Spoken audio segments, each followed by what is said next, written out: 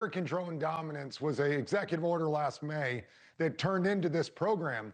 And basically, we did not want to see China and the UAE and other countries get ahead of the American dominance in aerospace. So Sean Duffy, the Trump administration put this program in place, and Beta went out and we were selected for 7 out of 8 of the domestic programs to go and show the world how advanced air mobility works.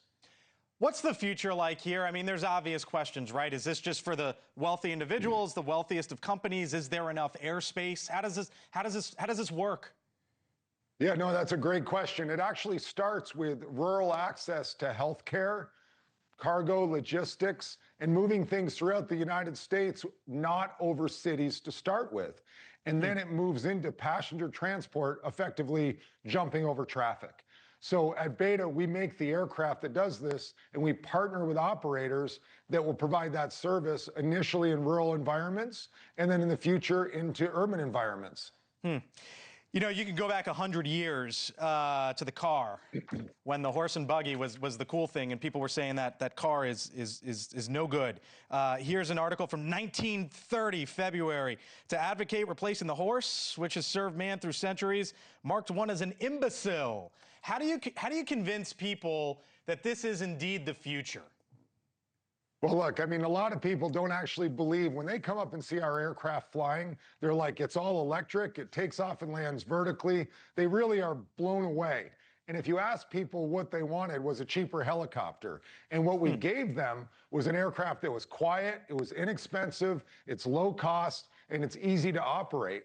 And so this is the future of air transportation. And again, this program that the administration put in place allows us to take this massive bow wave of unconsumed technology, put it in play here in the United States, and not let China beat us to the punch, and deliver these aircraft to the communities throughout the United States. And as you said, Sean Duffy is point on.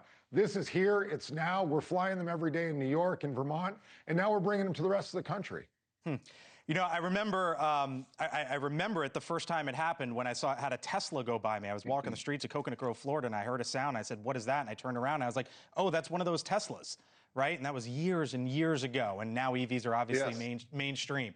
The point is, when do you think we're going to get to the point that we see these things in the sky and people start to realize, oh, this is happening? Not your company specifically, just in general. Yeah, so I actually, interestingly enough, I think we're the first to go. I was the first pilot to fly with passengers into JFK on an electric airplane. We've been flying all over the country.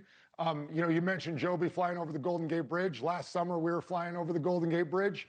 Like, we're flying out there, but we only have a handful of aircraft. And what this program does, it allows us to deploy initially tens and then ultimately hundreds and thousands of these aircraft, and people will see them.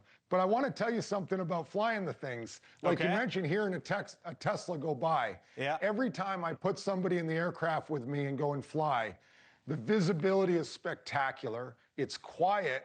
It's very, very smooth.